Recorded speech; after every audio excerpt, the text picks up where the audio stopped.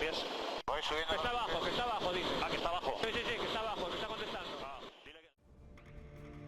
The transatlantic yacht race, known as Route du Rhum, is considered by competitors to be an achievement as challenging as climbing Mount Everest.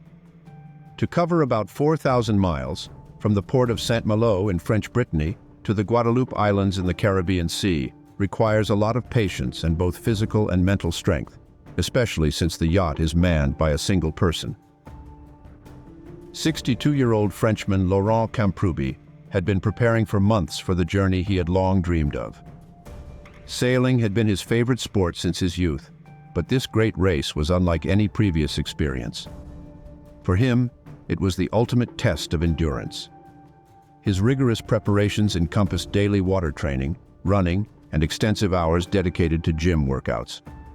This disciplined regimen significantly bolstered his physical endurance, ultimately playing a crucial role in overcoming a terrifying ordeal he'd soon face at sea. In early August of 2022, Camprubi participated in the qualifying race for the Route du Rhum. He set sail from the port in Lisbon with Jeanne, a 39-foot yacht, aiming to reach Cherbourg, France, about 1050 miles to the northeast. As night fell, the sea suddenly became rough. High waves and strong winds battered the yacht. Camprubi barely managed to control it. After more than 12 hours of sailing and facing 6 to 10-foot waves that turned his surroundings into a uniform dark gray, he decided to take a much-needed break. After several hours, completely exhausted, he decided to get some sleep. Unlike him, the yacht couldn't settle down. The sounds of waves crashing, the whistling wind and ominous creaking were still audible. He was awakened from sleep by a loud crash. Dazed from fatigue, Camprubi jumped out of bed. He immediately realized something was seriously wrong. After the crash that woke him, the yacht began to lean to one side. It was a sure sign that the keel, an essential part of the boat necessary for maintaining balance and stability, was damaged. He estimated he had about 15 seconds to escape below deck before the yacht capsized. He made it in time, but water was already filling the interior. Once below, he attempted to close the door, but the rushing water made it impossible. Waves continued to mercilessly toss the yacht until it finally capsized. Water pinned him to the ceiling, which had become the floor after the flip. In the fall, he lost his glasses, and the water destroyed computers and other electronics. Camprubi could only hope to somehow find a survival suit. Adrenaline kept him going, so he didn't immediately feel the cold, but he knew he wouldn't last long without the suit. After about 20 minutes of searching, he managed to find it. The cold water was up to his waist when he sent an SOS signal.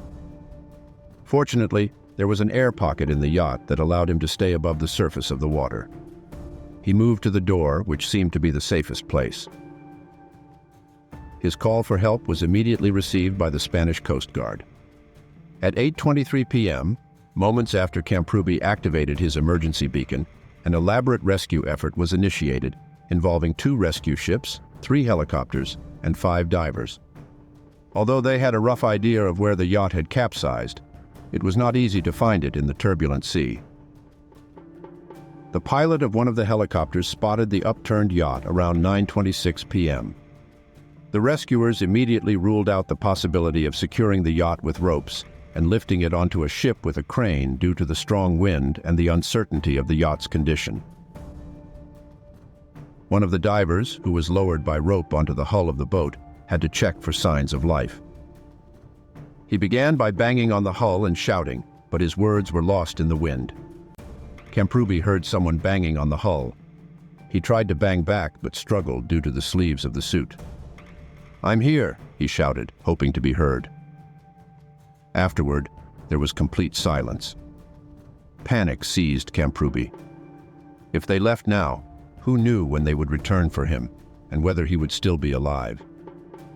He knew the air pocket wouldn't protect him for long. Sooner or later, the water would break through. So he continued to shout at the top of his lungs until he finally heard the diver's response. but this was far from the end of his harrowing ordeal. For safety reasons, the rescue had to be postponed until morning, hoping the sea would calm down. Everyone was aware of the risk and the possibility that Camprubi might not survive until dawn. They informed his wife that the situation was unpredictable and they did not know how it would end. Camprubi continued his fight. He grabbed the handles on the side and tried to lift himself a little above the surface to avoid the icy water covering his whole body. The water was mixed with gas from an onboard engine, which stung his skin and forced him to keep his eyes shut tight. As hours passed, his strength waned. He helplessly floated on his back, jerking only when he felt water on his face. Throughout the night, he tried to stay alert, listening for any signs of the Coast Guard returning. There was only silence and calm. Camprubi was left with his thoughts, reminiscing about his life and the things he might miss. In the early morning hours, the rescuers came back to the yacht. They faced a difficult and dangerous task. They had to clear the broken parts that prevented them from opening the cabin. The seas had calmed, and their job was to secure the boat with 3 giant yellow buoys, keeping it afloat for either rescue or salvage. They knocked on the hull, not expecting a response, but heard shouting. Camprubi was alive. The divers began the painstaking job of diving under again and again to clear a path through wires and jagged pieces of broken wood and metal floating underneath the hull. This slow, dangerous work took several hours. Camprubi, during this time, had to muster his remaining strength and fight doubts about his rescue. The rescue began just after noon, almost 16 hours since the yacht had capsized. Holding his breath, Camprubi waited by the door, treading water. As soon as the door opened, he swam out fast, using his adrenaline and strength to avoid the rush of water. He surfaced, where a diver was waiting to attach a harness for the helicopter hoist. Doctors treated him for exposure and hypothermia and flushed the gasoline out of his eyes at a hospital in A Coruña.